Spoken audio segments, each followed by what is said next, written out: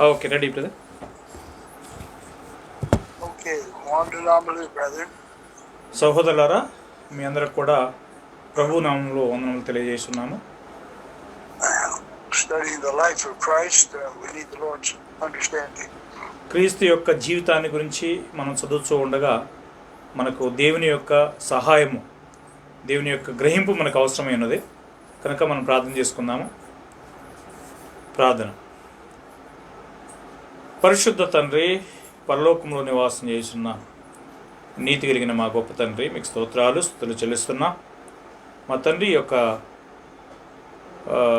రాత్రికాల సమయంలో క్రీస్తు జీవితాన్ని గురించి మేము చదువుతూ ఉండగా మాకు కావాల్సినటువంటి మంచి ఆరోగ్యమును, బలమును, శక్తిని దయచేయగలని ప్రార్థన చేస్తున్నాం. మా తండ్రి, మరి ఈ సమయంలో మరి మీ యొక్క బిడ్డలు, మా యొక్క సహోదరుడు డెనిస్ జాన్సన్ గారికి మీరు ఇచ్చినటువంటి ఆరోగ్యాన్ని బట్టి స్తోత్రాలు. మా తండ్రి, మీ పని చేయనట్లు మా తండ్రి వారిని అలాగే మమ్మల్ని కూడా బలపరచండి. మా తండ్రి, మాకు మంచి ఆరోగ్యమును దయచేయండి. మరి వినుసున్నటువంటి బిడ్డలను కూడా దీవించండి. వారికి మంచి ఆరోగ్యమును, బలమును దయచేసి మీ యొక్క లేఖనాలను సరిగా అర్థం చేసుకునేటువంటి మరి జ్ఞానమును కూడా మాకు దయచేయగలని మీకు ప్రార్థన చేస్తూ ఉన్నాం. మా తండ్రి, తరగతంతా మీ యొక్క చేతుల్లో అప్పగిస్తున్నాం. మీరు దయచేసి ఈ తరగతిని క్షేమంగా మరి మీకు మహిమకరంగా జరిగించుకోగలని ప్రార్థన చేస్తున్నాం. తరగతంతట్లో మీ యొక్క సన్నిధానాన్ని తోడుగా ఉంచి నడిపించగలరు. యేసు నామంలో ప్రార్థన చేసి వేడుకొనుచున్నాం తండ్రి, ఆమేన్. Okay brother. Okay, so we're studying the life of Christ because we're supposed to walk in his steps. మనము క్రీస్తు యొక్క జీవితాన్ని గురించి చదువుతున్నందువలన ఆయన కడుగుజాడల్లో మనం నడవలసినటువంటి అవసరం ఉన్నది. And the Father then gave him glory on that Mount of Transfiguration. తండ్రి మరి మరురూపు కొండ మీద ఆయనకు ఆ యొక్క మహిమను ఇచ్చి ఉన్నాడు. And Peter then recognized this glory by God saying, "This is my beloved son." పేతురు ఈ యొక్క మహిమను గుర్తెరిగి దేవుడు చెప్పినటువంటి విషయాన్ని, ఈయన నా ప్రియకుమారుడు అని చెప్పి దేవుడు చెప్పినటువంటి మాటను జ్ఞాపకం చేసుకుంటున్నాడు. And I'm very pleased with him. ఆయన యందు నేను ఆనందిస్తున్నానని చెప్పి తండ్రి చెప్పినటువంటి మాటని జ్ఞాపకం చేసుకుంటున్నాడు. So if we walk in his steps, then we'll seek to find what pleases our Father like Jesus did. మనము కూడా ఆయన యొక్క అడుగుజాడల్లో నడవగోరినట్లయితే మన యొక్క ప్రభు ఏ విధంగా తండ్రిని సంతోషపరిచాడో ఆ విధంగానే మనం కూడా ఆయన యొక్క అడుగుజాడలు నడచడానికి అవకాశం ఉంటుంది. And the Father bore witness to Christ in many different ways so that we would receive his authority. తండ్రి యేసునకు అనేక విధాలుగా సాక్ష్యాలు ఇచ్చాడు. ఎందుకంటే మనమును ఆ యొక్క అధికారాన్ని పొందినట్లుగా ఆయన సాక్ష్యం ఇచ్చినట్లుగా మనం చూస్తున్నాం. So his walking on water, ఆయన నీటి మీద నడుస్తూ పోయాడు. his ability to give Peter power to walk on the water, నీటి మీద నడుచున్నట్లుగా పేతురుకు కూడా ఆ యొక్క సామర్థ్యం ఆయన కలగజేసి ఉన్నాడు. all of these are signs that this is God's son. ఈ యొక్క సూచనలన్నీ కూడా ఆయన దేవుని కుమారుడై ఉన్నాడు అనేటువంటి సూచనలు మనకు కనిపిస్తున్నాయి. Then the voice from heaven saying, "This is my beloved son and I'm well pleased." ఆకాశం నుంచి కలిగినటువంటి ఆ యొక్క స్వరం ఏం చెప్పిందంటే, ఈయన నా ప్రియ కుమారుడు, ఈయన యందు నేను ఆనందిస్తున్నానని చెప్పడం జరిగింది. So should we follow his example? మనం ఆయన యొక్క అడుగుజాడలను అనుసరించి నడుచుకున్న వలన. So how did Jesus respond to those that were proud? చూడండి, ఆ యొక్క అధికారాన్ని పొందినటువంటి వారి విషయమై యేసు ఏ విధంగా స్పందించి ఉన్నాడు. How did he respond to his apostles when they disappointed him with their pride? చూడండి, అపోస్తులు ఆయన్ని నిరుత్సాహపరిచినప్పుడు, వారి గర్వం చేత ఆయన నిరుత్సాహపరిచినప్పుడు ఆయన ఏ విధంగా స్పందించాడు వారికి. Luke 9, లూకా 9వ అధ్యాయము 46 to 48. 46 నుంచి 48 వచ్చినారండి. తమలో ఎవడు గొప్పవాడో అని వారిలో తర్కము పుట్టగా యేసు వారి హృదయంలోచన ఎరిగి ఒక చిన్న బిడ్డను తీసుకుని తన యొద్ద నిలువబెట్టి, ఈ చిన్న బిడ్డను నా పేరిట చేర్చుకున్నవాడు నన్ను చేర్చుకొను వాడు నన్ను పంపిన వానిని చేర్చుకొనును. మీ అందరిలో ఎవడు అత్యల్పుడై ఉండును వాడే గొప్పవాడని వారితో చెప్పాను. Okay. Right, so here Jesus has a great disappointment. చూడండి, యేసునకు గొప్ప నిరుత్సాహం అనేది ఇక్కడ ఏర్పడింది. And we find that they're not just talking about on earth. Sorry, They're not just talking about being great on earth. ఈ యొక్క భూమి మీద మరి గొప్పవారై ఉండడాన్ని గురించినటువంటి విషయం వారు మాట్లాడట్లేదు ఇక్కడ. Notice in Matthew 18:1. మత్తయి 18:1 గమనించండి. ఆ కాలమున శిష్యులు యేసు వద్దకు వచ్చి పరలోక రాజ్యంలో ఎవడ గొప్పవాడని అడగగా. Okay. So they're arguing about who's going to be great in this new kingdom that God is going to establish. దేవుడు స్థాపించబోతున్నటువంటి ఆ క్రొత్త రాజ్యంలో ఎవరు గొప్పవారైతారు అని చెప్పి వారు అడగటం జరిగింది. And then in verses 2 and 3, 2-3 వచనాలు, ఆయన యొక్క చిన్న బిడ్డను ఇతని యొద్దకు పిలిచి వారి మధ్య నిలువబెట్టి ఇట్లనెను, మీరు మార్పు నొంది బిడ్డల వంటి వారైతేనే గాని పరలోక రాజ్యంలో ప్రవేశింపరని మీతో నిశ్చయముగా చెప్పుచున్నాను. Okay. Okay, so here he says, not only are you not going to be great in the kingdom, you won't even get in. చూడండి, మీరేదో రాజ్యములో ప్రవేశించడం మాత్రమే కాదు, ఆ గొప్పవారుగా ఉండటం మాత్రమే కాదు, దాంట్లో కూడా మీరు ప్రవేశించరు అని చెప్పన్నాడు. And verse 3, if they don't change, they're not going to get in. వారు మార్పు చెందకపోతే వారు ఆ రాజ్యంలో ప్రవేశించరు. So he tells them, unless you're converted and become as a little child, you will not enter. మీరు పసిబిడ్డను పోలి, చిన్న బిడ్డను పోలి మార్పు చెందకపోతే మీరు ఆ యొక్క పరలోక రాజ్యంలో ప్రవేశించబోయేది లేదు అని చెప్పి ఆయన చెప్పడం జరిగింది.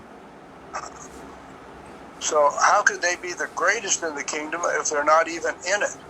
వారు ఆ యొక్క రాజ్యంలో లేనట్లయితే ఆ రాజ్యంలో ఎలా గొప్పవారై ఉంటారు? So what about us then? Are we going to be worried about who's the greatest in the kingdom? మనల గురించి ఏంటి? ఎవరు పరలోక రాజ్యంలో గొప్పవారై ఉంటారని మనము బాధపడవలనా? And of course, we need just to be concerned about pleasing God and getting in the kingdom. చూడండి, మనం దేవుణ్ణి సంతోషపరిచి ఆ యొక్క రాజ్యంలో ప్రవేశించడం విషయమైన అక్కర మనం కలిగి ఉండవలసినటువంటి అవసరం ఉన్నది. And we'll each one get our reward according to our labor. మనంలో ప్రతివారు కూడా తాను చేసినటువంటి ప్రయాసం కొలదే బహుమానం పొందుతాం. But we've got to be humble like a little child. మనము పసిబిడ్డను పోలి మనల్ని మనం తగ్గించుకోవాల్సినటువంటి వారమై ఉన్నాం. So in verse 4, what does a little child do? 4వ వచనంలో ఆ యొక్క పసిబిడ్డ ఏం చేస్తుంది? కాగా ఈ బిడ్డ వలె తన్ను తాను తగ్గించుకున్న వాడెవడో వాడే పరలోక రాజ్యంలో గొప్పవాడు. Okay. How do the little children humble themselves? చిన్న బిడ్డలు ఏ విధంగా తమను తాము తగ్గించుకుంటారు? Do they ever contradict the adults? పెద్దవాళ్లతో భిన్నాభిప్రాయాలు కలిగి ఉంటారు వారు ఏమైనా? They believe everything they're told. వారు ఏమైతే చెప్తారో, అంటే వారికి ఏమైతే చెప్పబడుతుందో చెప్పని ప్రతిదాన్ని నమ్ముతారు. So in that sense, whatever God says, we should believe. ఆ అర్థంతో దేవుడు ఏమైతే చెప్పాడో దాన్ని మనం ప్రతిదాన్ని నమ్మాల్సినటువంటి అవసరం ఉన్నది. Remember Jesus said, I'm going to be killed, and what did Peter say? చూడండి, నేను చంపబడబోతున్నానని యేసు చెప్పినప్పుడు పేతురు ఏం చెప్పాడు?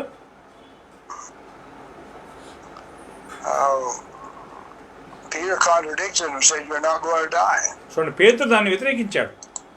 ఎందుకంటే నువ్వు చనిపోబోయేది లేదు అని చెప్పి ప్రభుత్వం అన్నాడు. Does that sound like the humility of a little child? అది పసిబిడ్డను పోలి తను తగ్గించుకున్నటువంటి విధానంగా కనబడుతుంది అది మనకేమైనా? Okay, and Luke 9, లూకా 9వ అధ్యాయము 47 and 48. 47-48 వచనాలు మరొకసారి చదువుదాం.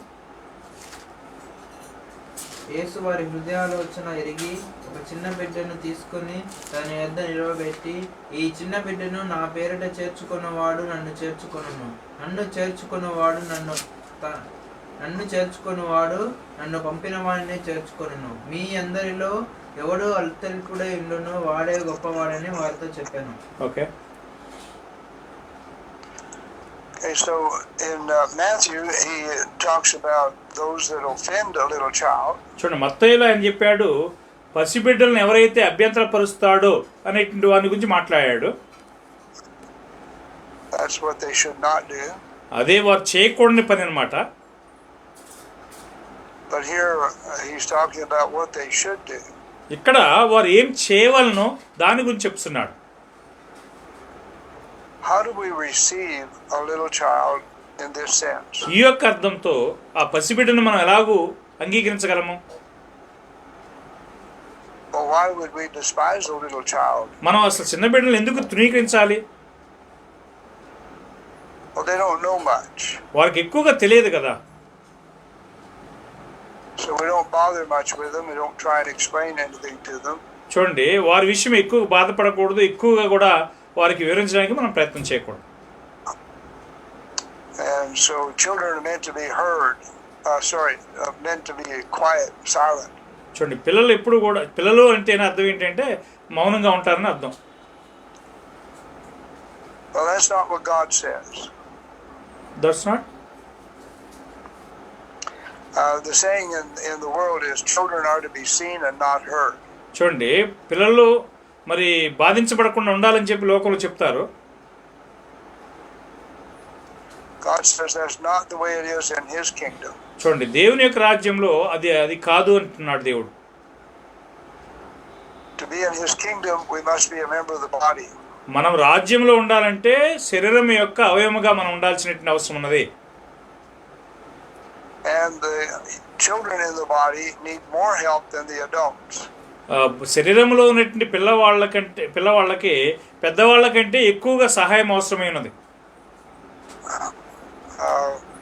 And so here in verse 48, ఇక్కడ 48వ వచనంలో we're to receive this child in Christ's name. మరి క్రీస్తు నామములో, క్రీస్తు పేరిట ఆ చిన్న బిడ్డను చేర్చుకునేవాడు. So if we receive this child, we don't reject him, we don't push him off to the side. మనం ఆయన్ని చిన్న బిడ్డను చేర్చుకున్నప్పుడు మనం ఆయన నెట్టట్లేదు, పక్కకి పెట్టట్లేదు. వారిని we try to help them and listen to them. వారికి సాయం చేయడానికి ప్రయత్నం చేస్తున్నాము, వారు చెప్పి మాటలు వినడానికి మనం ప్రయత్నం చేస్తున్నాం. So remember, whatever we do to the least of the ones in the kingdom of God, we're doing to Christ.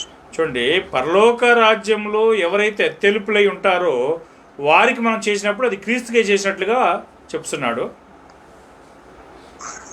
So if we don't help these little children, what are we doing with Christ? మనం ఈ యొక్క చిన్న బిడ్డలకు ఏ విధమైన సహాయం చేయలేదనుకోండి, క్రీస్తుకు మనం ఏం చేస్తున్నాము? So it's very important for us to receive these little children who are in the kingdom. రాజ్యములో చిన్న బిడ్డలను మనం చేర్చుకోవటం అనేది చాలా ముఖ్యమైనటువంటి కార్యమైనది. Okay, then he goes on to say that if we receive Christ, we receive the Father. మనం క్రీస్తుని చేర్చుకున్నట్లయితే తండ్రిని కూడా చేర్చుకుంటామని చెప్పి ఆయన చెప్పుకుంటూ పోతున్నాడు. So if we're treated like little children, we might get a great reward. మనము చిన్న బిడ్డల వలె వారిని చూసుకోబడ్డామంటే, అంటే చిన్న బిడ్డలను ఏ విధంగా చూస్తారు మనల్ని కూడా అలాగే చూస్తున్నారంటే మనం గొప్ప బహుమానాన్ని పొందుతాం. Now this little child he's talking about is the one that will listen and do exactly what he's told. ఆయన మాట్లాడుతున్నటువంటి యొక్క చిన్న బిడ్డలు అంటే ఎవరంటే, ఎవరైతే మరి ఇవి చెప్పేటువంటి కార్యాలను విని దాని ప్రకారం నడుచుకుంటారో వారే. So when the Lord told Paul to go somewhere, what did Paul do? పౌలు ప్రభు చేత ఎక్కడికైనా పోమని చెప్పినప్పుడు పౌలు ఏం చేశాడు?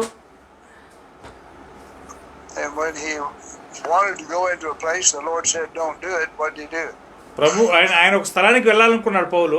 ప్రభు ఏం చెప్పాడు? అక్కడికి వెళ్ళొద్దు అని చెప్పి ప్రభు చెప్పాడు. అప్పుడు అతను ఏం చేశాడు పౌలు? And Paul was thrilled to be able to serve the Lord in any way. ఏ విధంగా చూసినప్పటికి కూడా ప్రభువును సంతోషపెట్టు కోసమే పౌలు చూశాడు. Now, at first, he didn't like the messenger of Satan. మొట్టమొదటిగా ఆయన తన శరీరంలో ఉన్నటువంటి ఆ యొక్క సాతాను దూతని ఆయన ఇష్టపడలేదు. Then the Lord increased his understanding. తర్వాత ప్రభు ఏం చేశాడంటే ఆయన యొక్క వివేకాన్ని పెంచాడు, అభివృద్ధి చేశాడు. Then he said, "Well, I'll boast in these things." వీటి యందు నేను అతిశయపడుచున్నానని చెప్పి తర్వాత చెప్పాడు ఆయన. So Paul was just like a little child. పౌలు ఒక చిన్న బిడ్డ పోలే ఉన్నాడు. And he didn't demand respect from men at all. ఏ విధంగా కూడా మనుషుల ఎదురు నుంచి ఆయన ఆ యొక్క గౌరవాన్ని కోరుకోలేదు. He talks about being the offscouring of all things. Sorry brother. In 1 Corinthians, 4th chapter. 1 కొరింథీ 4వ అధ్యాయము. Let's read verses 10 through 14. 10 నుంచి 14 వచనం మనం చదువుదాం. మేము క్రీస్తు నిమిత్తము పెరివారము, మీరు క్రీస్తు నందు బుద్ధిమంతులు. మేము బలహీనులము, మీరు బలవంతులు. మీరు గనులు, మేము గణహీనులము. ఈ గడియ వరకు ఆకలి దప్పులు గలవారము, దిగంబరులము, పిడిగుడ్డులు తినుచున్నాము, నిలువారమైన నివాసము లేకి ఉన్నాము. స్వహస్తములతో పనిచేసి కష్టపడుచున్నాము. నిందింపబడి దీవించుచున్నాము. హింసింపబడి ఓర్చుకొనుచున్నాము. దూషింపబడి బతిమాలుకొనుచున్నాము. లోకమునకు మురికిగాను అందరికీ పెంటగాను ఇప్పటి వరకు ఎంచబడి ఉన్నాము. మిమ్మును సిగ్గుపరచవలెనని కాదు గాని నా ప్రియమైన పిల్లల్ని మీకు బుద్ధి చెప్పుటకు ఈ మాటలు వ్రాయుచున్నాను. Okay. So look at the ways Paul was suffering to serve the Lord. పౌలు ప్రభువును సేవించాలని ప్రయత్నం చేసినటువంటి ఆ యొక్క మార్గాన్ని గమనించండి. He was weak. He was counted a fool. ఆయన బలహీనుడిగాను మరి బుద్ధిహీనుడిగాను ఎంచబడ్డాడు. He was despised. తృణీకరించబడి ఉన్నాడు. He was hungry, thirsty, and naked. ఆకలి దప్పులతో ఉన్నాడు, దిగంబరత్వంతో ఉన్నాడు, మరి దాహంతో ఉన్నాడు. Didn't have any certain place to stay. నివసించడానికి సరైన స్థలం లేకుండా ఉన్నాడు. He was being persecuted and defamed. హింసించబడ్డాడు. ఆ తర్వాత నిందించబడి ఉన్నాడు. As far as the world is concerned, they were filthy. చూడండి, లోకానికి సంబంధించి అతను మరి మురికిగా ఉన్నాడు. And that offscouring of all things is what is thrown to the dogs. చూడండి, మరి పెంటగా ఎంచబడ్డాడు అని అంటే ఏదైతే కుక్కలకు వేయబడుతుందో ఆ విధంగా ఎంచబడ్డాడు. Well, Jesus was no different. యేసు కూడా ఏ విధంగా తేడా లేకుండానే ఉన్నాడు వారి వలె. They loved his miracles. ఆయన యొక్క అద్భుతాలని వారు ప్రేమించారు. But when he told them they were wrong in what they were doing, they hated him. ఎప్పుడైతే వారు చేసే కార్యాలను ప్రభువు ఖండించి తప్పని అన్నాడో వెంటనే వారు ఆయన ద్వేషించడం మొదలుపెట్టారు. And he was constantly being attacked by the religious leaders. ఆయన మత్స్యక నాయకుల్ని వ్యతిరేకించడం మొదలుపెట్టాడు ఆయన పూర్తిగా. Okay, in Mark the 9th chapter, Mark 9వ అధ్యాయం చూద్దాము. 35 to 37. మార్కు 9వ అధ్యాయం 35 నుంచి 37 వచనాలు. వారు ఊరుకుండిరి.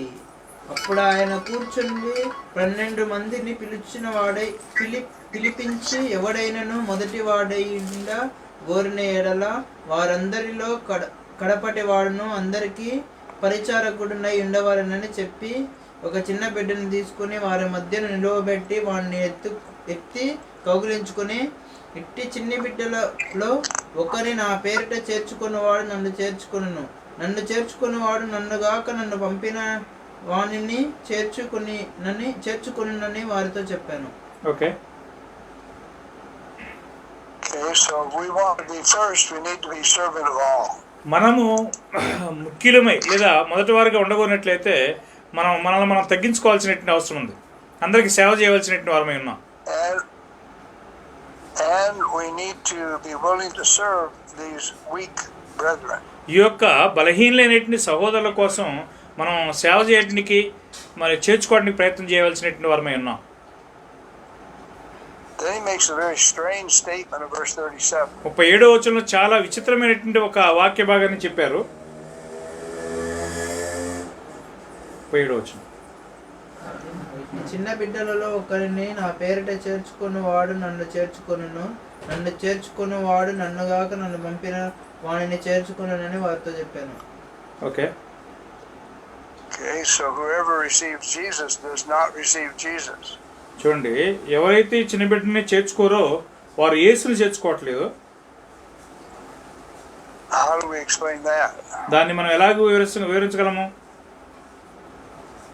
Jesus did not come in his own authority. యేసు తన సొంత అధికారంతో రాలేదు. The words he spoke were not his. ఆయన మాట్లాడిన మాటలు ఆయనవి కావు.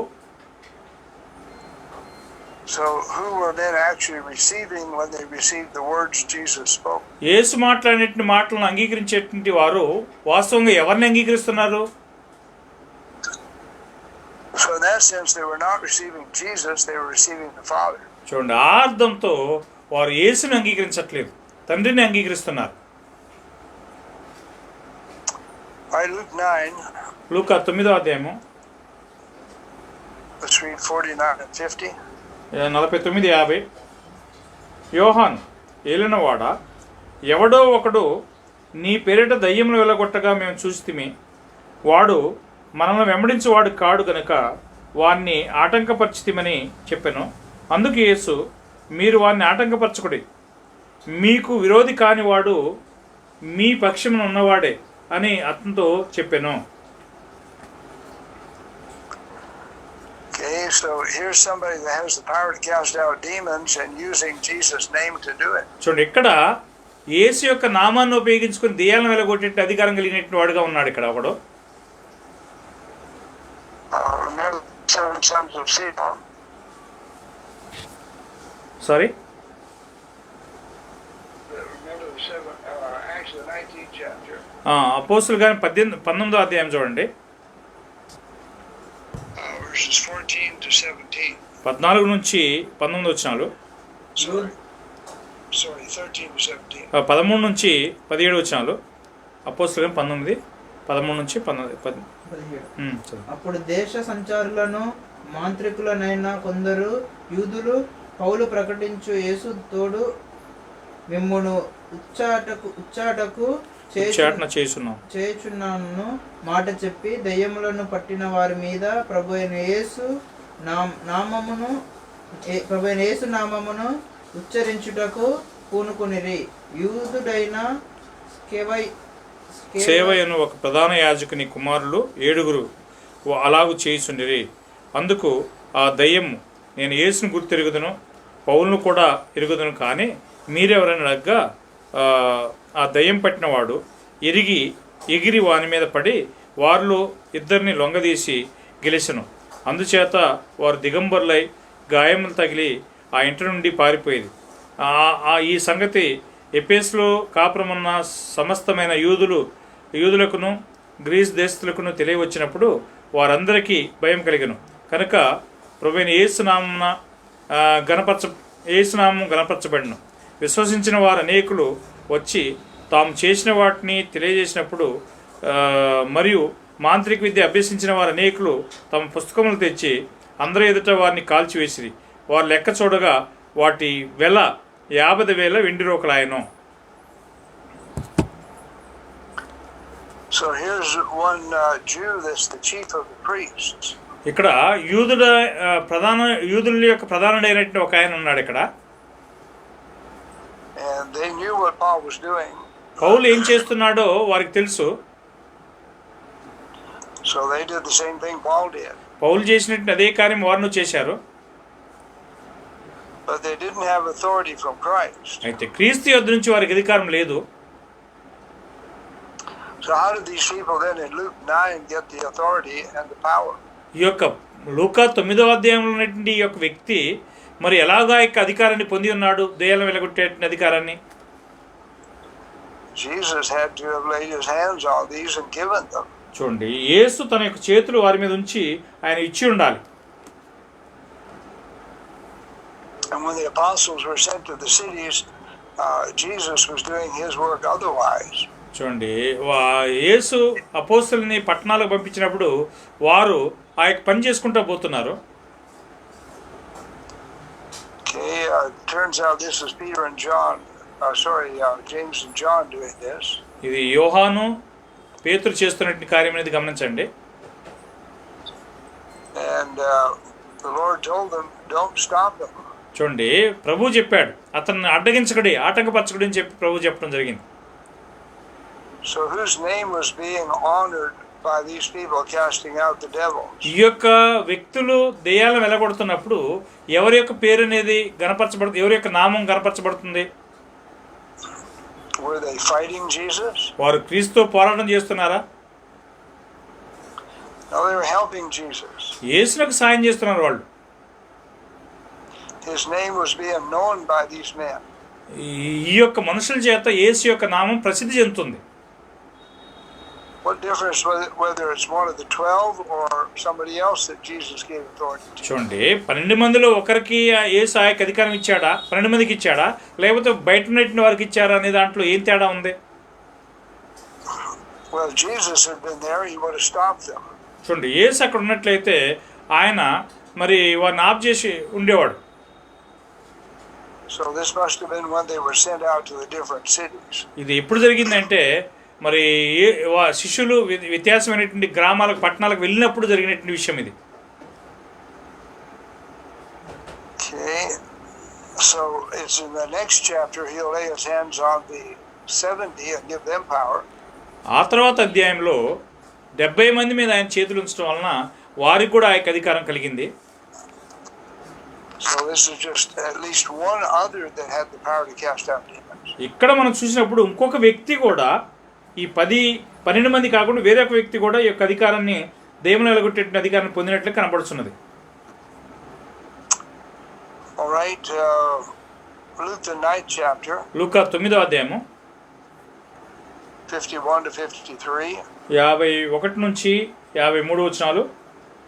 ఆయన పరమునకు చేర్చుకొనబడు దినములు పరిపూర్ణ మగుచున్నప్పుడు ఆయన యెరూషలేమునకు వెళ్ళుటకు మనస్సు సిద్ధపరచుకొని తనకంటే ముందుగా దూతను పంపెను. వారు వెళ్ళి ఆయనకు బస సిద్ధము చేయవలనని సమరయులు యొక్క గ్రామములో ప్రవేశించిరి. కానీ ఆయన యెరూషలేమునకు వెళ్ళ నబీ ముఖుడైనందున వారు ఆయనను చేర్చుకోలేదు. Okay, Okay, so what does it mean the time came that he was to be received up? చూడండి, సమయం వచ్చినప్పుడు ఆయన చేర్చుకొనబడును అని చెప్పేటువంటి దాని యొక్క అర్థం ఏంటి? This refers to his death. అది ఆయన మరణాన్ని గురించినటువంటి సమయం అయి ఉన్నది అనేటువంటి విషయాన్ని మనం గమనించాలి.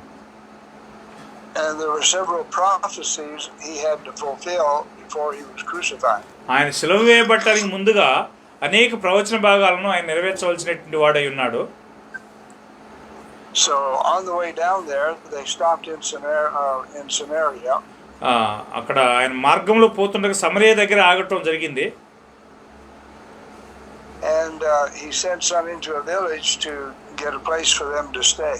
ఆయన ఒక గ్రామానికి వెళ్ళి అక్కడ నిల్చుంటానికి ఆ రాత్రి ఉండటానికి అక్కడ ప్రయత్నం చేశాడు. But the Samaritans did not receive the Jews. అయితే సమరీయులు యూదుల్ని చేర్చుకోరు. Now, if you'd been an ordinary Jew in verse 53, they probably would have received them. ఒకవేళ ఒక సాధారణమైన యూదుడిగా అయినా అక్కడ పోయి ఉన్నట్లయితే వారు చేర్చుకుని ఉండేవారు. And notice this was a village. This was not Samaria itself. చూడండి, ఇది ఒక గ్రామం. సమరయ కాదు, ఇది గమనించండి. సమరయలో ఒక గ్రామం. Now, when Jesus was at the woman at the well, she was near Samaria. బావి దగ్గర సమరయ స్త్రీతో ఆయన యేసు మాట్లాడినప్పుడు అది కూడా సమరయుల యొక్క ప్రాంతానికి దగ్గర ఉన్నటువంటి స్థలమైనది. But they let it be known that they were heading for Jerusalem. వారు ఏం చెప్తున్నారంటే వారు యెరూషలేమునకు వెళ్ళుటకు సిద్ధపడి ఉన్నారని చెప్తున్నారు. Well, there's competition here. ఇక్కడ పోటీ ఉన్నది, గమనించండి. The Samaritans worshipped on Mount Samaria. ఈ యొక్క సమరయులు సమరయ కొండ దగ్గర ఉన్నారు. And there was competition where they were going to worship. వారు ఎక్కడ మరి ఆరాధన చేయాలి అనే ఒక పోటీ అనేది జరిగింది అక్కడ. And in Luke the 4th chapter, లూకా 4వ అధ్యాయంలో 20 through 23, 22-23 వచనాలు. ఇప్పుడు అందరూ 22-23. ఇప్పుడు అందరూ ఆయనను గూర్చి సాక్ష్యం ఇచ్చుచు ఆయన నోటి నుండి వచ్చిన దయగల మాటల ఆశ్చర్యపడి ఈయన యోసేపు కుమారుడా sorry, it's John 4. క్షమించాలి, యోహాను 4వ అధ్యాయం అండి, 22-23.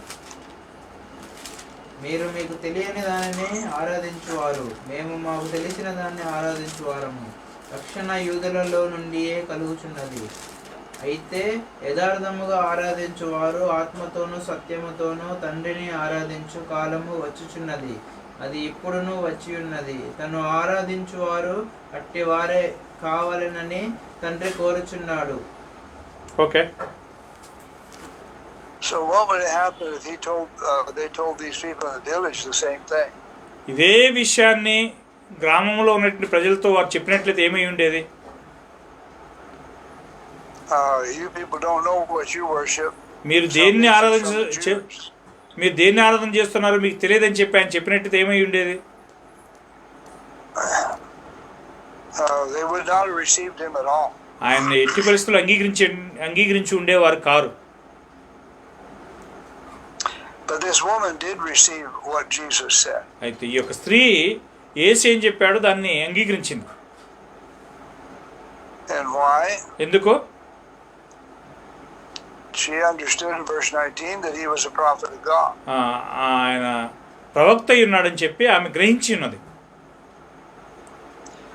But the Samaritans had competition, so they hated the Jews. సమరయులకి ఉన్నటువంటి ఆ యొక్క పోటాపోటీ ఏమిటంటే యూదులను ద్వేషించాలనేటువంటి పట్టుదల కలిగినటువంటి వారుగా ఉన్నారు. And then when he began to talk to this woman, she rebuked him.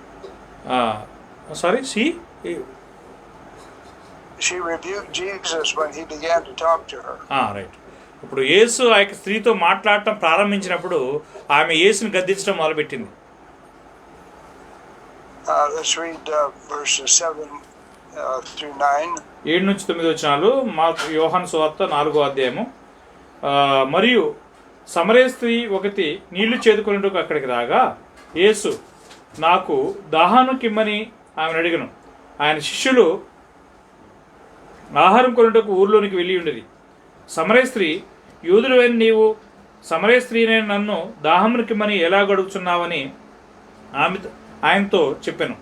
ఏలైనగా యూదులు సమరయులతో సాంగత్యము చేయరు. Okay.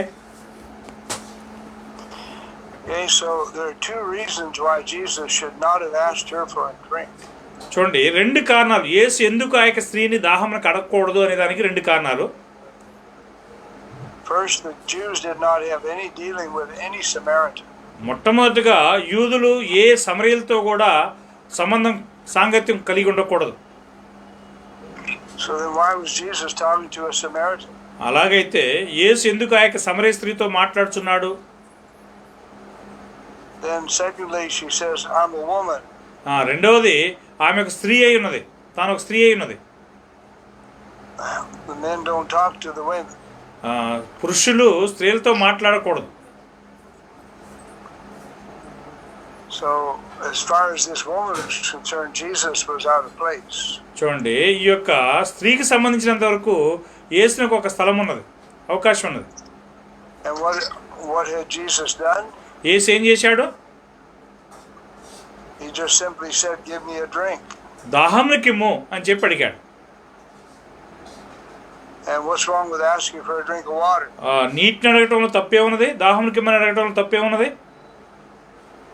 So you can see there was great competition between the Jew and the Samaritan. అక్కడ గమనించండి, యూదులకును సమరయులకును పెద్ద పోటీ అనేది ఉన్నది. And verse 9, the Jews don't deal with Samaritans. 9వ వచనంలో యూదులు సమరయులతో సాంగత్యం చేయరు.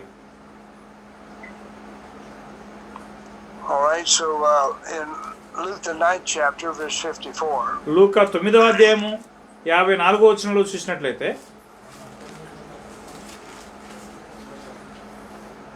శిష్యుడైన యాకోబును యోహానును అది చూసి, ప్రభువా, ఆకాశం నుండి అగ్ని దిగి వీరిని నాశనం చేయనట్లు మేము ఆజ్ఞాపించటం నీకు ఇష్టమా అని అడగ్గా ఆయన వారి తట్టు తిరిగి వారిని గద్దించెను. So what kind of heart did James and John have? యాకోబు యోహానులకు ఎలాంటి హృదయం ఉన్నదండి ఈ సమయంలో? Samaria just wouldn't give them a place to stay, that's all.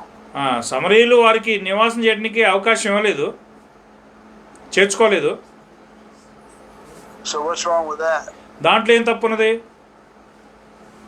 If somebody doesn't want to give me a place to stay, I'll try and find somewhere else. చూడండి, ఒకవేళ ఎవరైనా నేను చేర్చుకోకపోతే వేరే ఒక స్థలాన్ని నువ్వు ఎన్నుకోవాల్సిన అవసరం ఉన్నది. So they mention Elijah here. ఇక్కడ ఎలియాను గురించి చెప్పడం జరిగింది వారు. Let's read 2 Kings 1. 2 రాజులు 1వ అధ్యాయాన్ని తిప్పుకుందాము. 10 through 15. 10 నుంచి 15 వచనాలు.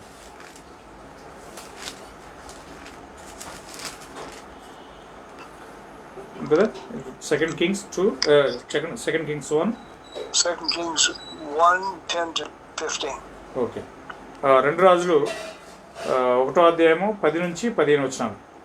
అందుకు ఏలియా, నేను దైవజనుడిని అయితే అగ్ని ఆకాశం నుండి దిగివచ్చి నిన్ను నీ 50 మందిని దహించుగాక అని 50 మందికి అధిపతి అయిన వానితో చెప్పగా, అగ్ని ఆకాశం నుండి దిగి వాని 50 మందిని దహించను. మరలా రాజు 50 మంది మీద అధిపతి అయిన మరి ఒకరిని వాని 50 మందితో కూడా పంపగా, వీడు వచ్చి, దైవజనుడా, త్వరగా దిగిరమ్మని రాజు ఆజ్ఞాపించుతున్నాడను. అందుకు ఏలియా, నేను దైవజనుడిని అయితే అగ్ని ఆకాశం నుండి దిగి వచ్చి నిన్ను నీ 50 మందిని దహించుగాక అని చెప్పగా, ఆకాశం నుండి దేవుని అగ్ని దిగి వాని 50 మందిని దహించను. ఇంకనూ రాజు 50 మందికి అధిపతి అయిన ఒకరిని వాని 50 మందితో కూడా పంపగా, 50 మంది మీద అధిపతి అయిన ఆ 3వ వాడు వచ్చి ఏలియా ఎదుట మోకాళ్ళుని, దైవజనుడా, దయచేసి నా ప్రాణమును నీ దాసులైన ఈ 50 మంది ప్రాణం నీ దృష్టికి ప్రియమైనదిగా ఉండనిమ్ము, చిత్తగించము. ఆకాశం నుండి అగ్ని దిగి వెనుకటి పంచదశాధిపతులను ఇద్దరిని వారి 50 మందితో కూడా దహించెను. అయితే నా ప్రాణం నీ దృష్టికి ప్రియమైనదిగా ఉండనిమ్మని మనవి చేయగా, యెహోవా దూత వానికి భయపడక వానితో కూడా దిగిపోమ్మని ఏలియాకు సెలవిచ్చెను. గనుక అతడు లేచి వానితో కూడా రాజునొద్దకు వచ్చెను. So why did Elijah have these men killed? ఈ యొక్క మనుషులు చంపబడవాలని ఏలియా ఎందుకు అనుకున్నాడు? 102 people were killed by fire. 102 మంది ప్రజలు చంపబడ్డారు. And verse 15 tells why he called down the fire. 15వ వచనంలో ఎందుకు ఆయన అగ్నిని కురిపించాడో చెప్తున్నది. The Lord says, go down with him, don't be afraid of him. వారితో దిగి వెళ్ళము, వారికి భయపడొద్దు అని చెప్పి దేవుడు చెప్పాడు. So these men were coming to take Elijah's life. ఈ యొక్క మనుషులు ఎందుకు వచ్చారంటే ఏలియాని ప్రాణం తీయాలని చెప్పి వచ్చే ఉద్దేశంతో వచ్చారు. So what about in Samaria, were these Samaritans trying to take the apostles' lives? ఈ యొక్క సమరీయులు అపోస్తుల యొక్క ప్రాణం తీయాలని చెప్పి ఉద్దేశం కలిగి ఉన్నారా? And of course they weren't. They just rejected them from having a place to stay. వారు అలాగ ఉన్నట్లయితే వారు అలా చేయలేదు, కానీ వారు ఆ యొక్క ఉండడానికి వారిని చేర్చుకోలేదు అనే విషయాన్ని మనం చూస్తున్నాం. So with Elijah it was a matter of life and death. చూడండి, ఏలియా అనేటువంటి ఆయన సావు బ్రతుకులకు సంబంధించినటువంటి మనిషి. So why would Peter or James and John ask the Lord to kill these people in Samaria when they'd done them no harm at all? సమరీయుల యొద్దకు పోయినప్పుడు సమరీయులు ఏ కీడు చేయకపోయినప్పటికి కూడా వారిని చంపబడాలని చెప్పి మరి యోహాను యాకోబులు ఎందుకు అనుకున్నారు? Is not giving something, trying to hurt somebody. ఇది ఈ ఎవరో ఒకరిని వారికి ఏదో ఒకటి ఇవ్వనందువలన వారిని బాధించాల్సినటువంటి అవసరం ఉన్నదా? No, it's not just giving what you could. చూడండి, ఏది నీకు మంచిదో అది నువ్వు పొందటం మంచిదై ఉన్నది. So in Luke 9, లూకా 9వ అధ్యాయం 55 and 56. 55, 56 వచనాలు లూకా 9వ అధ్యాయం. 9. ఓకే. అది చూసి ప్రభువా, ఆకాశం నుండి అగ్ని దిగి వీరిని నాశనం చేయనట్లు మేము ఆజ్ఞాపించుట నీకు ఇష్టమా అని అడగ్గా ఆయన వారి తట్టు తిరిగి వారిని గద్దించెను. అంతటా వారు మరి ఒక గ్రామమునకు వెళ్ళిరి. వారు వెళ్ళుచుండగా ఒకడు, నీవెక్కడికి వెళ్ళినను నేను నీ వెంట వచ్చిదనని ఆయనతో చెప్పాను. అందుకు యేసు, నక్కలకు బొరియలను ఆకాశ పక్షులకును నివాసములు కలవగానే మనుష్య కుమారునికి తలవాల్చుకోవడానికైనా స్థలం లేదని అతనితో చెప్పాను. ఆయన మరి ఒకరితో నా వెంట రమ్మని చెప్పాను. అతడు, నేను వెళ్ళి మొదట నా తండ్రిని పాతిపెట్టి వచ్చుటకు సెలవిమ్మని మనవి చేసాను. ఓకే.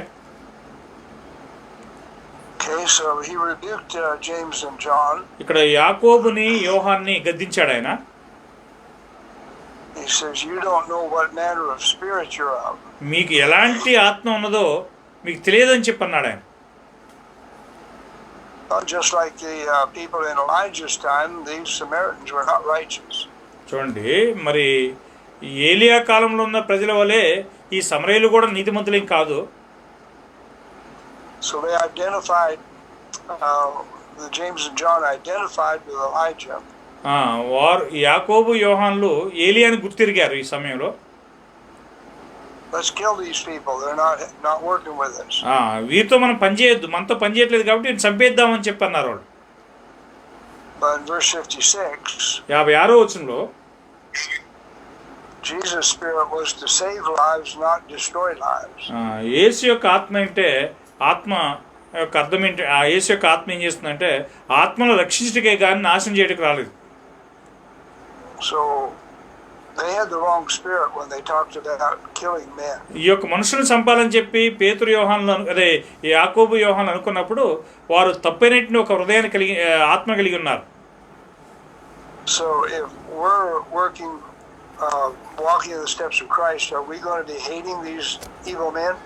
మనం యేసు యొక్క అడుగుజాడలు నడిచేట్టిన వారుగా ఉన్నట్లయితే ఈ యొక్క దుర్మార్గులైన ప్రజలను మనం ద్వేషించవలనా?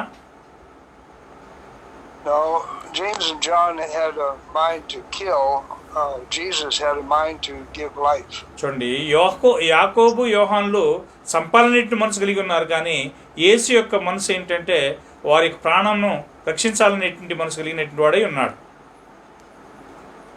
Some in religion like to stop the mouths of false teachers. కొన్ని మతశాఖల వారిని అంటే అబద్ధ బోధకులను మనం నోరు మూయించాల్సిందే. But is that what we were sent to do? మనం అందుకోసమే పంపబడి ఉన్నామా వాస్తవంగా? If the false teacher comes to the congregation, Titus 1 tells the elders to shut their mouths. చూడండి, తీతు 1వ అధ్యాయం ప్రకారము ఒక అబద్ధ బోధకుడు సేవకునకు సంఘానికి వచ్చినట్లయితే సంఘ పెద్దలు వారి యొక్క నోరు మూంచాలని చెప్పి వారికి చెప్పబడి ఉన్నది. But we're sent to convert people. మనమైతే ప్రజల్ని మార్చాలనే దానికోసమే పంపబడ్డాం. So our mind should not just be to stop the false teaching, it should be to teach the truth. అబద్ధ బోధకుల యొక్క నోరు మూంచడం మాత్రమే కాదు, మనం సత్యాన్ని బోధించడం కూడా మన యొక్క పని ఉన్నది అనే విషయాన్ని గమనించాలి. And we shouldn't rejoice because we shut anybody's mouth. మనం ఎవరి యొక్క నోరైనా మూంచినప్పుడు దానికి సంతోషించాల్సిన అవసరమే లేదు. We should rejoice if we're able to convert these people. ఆ ప్రజల్ని మారుమనసు పొందించగలిగినప్పుడు మనం సంతోషించాల్సిన అవసరం ఉన్నది. So all right, Lord willing, we'll start this Monday. మనం ప్రభు చిత్తమైతే సోమవారం దీన్ని చదువుదాము. All right, shall we pray? ప్రార్థన చేసుకుందామా? సుశీల జాన్ బిలు ప్రార్థన చేసుకుందాం. ఓకే, ప్రార్థన. పరిశుద్ధ తండ్రి, పరలోకంలో నివాసం చేస్తున్న ప్రేమ కనికరం కలిగినటువంటి మా గొప్ప తండ్రి, ఈ యొక్క సమయంలో మేము మరి యేసుక్రీస్తు బోధించినటువంటి బోధలు, మరి ఆయన యొక్క అపోస్తులు ఆయనకు వ్యతిరేకంగా ఈ విధంగా మరి కొన్ని సందర్భాల్లో మాట్లాడి ఉన్నారు. వారు గద్దించబడినటువంటి రీతిని కూడా మేము చూసి ఉన్నాం. మేము కూడా కొన్ని సందర్భాల్లో జ్ఞానం లేకుండా అపోస్తుల వలె మా తండ్రి త్వరపడి మరి మాట్లాడే అవకాశాలు ఉన్నాయి. మా తండ్రి, మీ చిత్తమైతే మేము మరి మీ కుమారుడు యొక్క అడుగుజాడలు నడుస్తూ ఆయన ఏ విధమైనటువంటి మనస్సును లేదా ఏ విధమైనటువంటి ఆత్మను కలిగి ఉన్నాడు, అదే ఆత్మ కలిగినటువంటి వారమై ఒక వ్యక్తిని నాశనం చేయటం కోసం కాకుండా ఒక వ్యక్తి యొక్క ప్రాణాన్ని లేదా ఆత్మను రక్షించడం కోసమే మేము పనిచేయాలనేటువంటి కార్యాన్ని గుర్తిరిగి, ముఖ్యంగా చిన్న బిడ్డలను పోలి మమ్మల్ని మేము తగ్గించుకుని అట్టి నిత్య రాజ్యంలో ప్రవేశించడానికి సాయం చేయాలని ప్రార్థన చేస్తున్నాం. మా తండ్రి, ఇట్టి కార్యాలను బోధించినట్టు మీ దాసులు మా యొక్క సహోదరుడు డెనిస్ జాన్సన్ గారిని, వారి కుటుంబాన్ని దీవించండి, వారికి మంచి ఆరోగ్యమును బలంనివ్వండి. అదేవిధంగా నాకును మరి వింటున్నటువంటి సహోదరులందరికీ మంచి ఆరోగ్యమును బలం దయచేయండి. మీరే మహిమ ఘనత ప్రభావాలు పొందండి.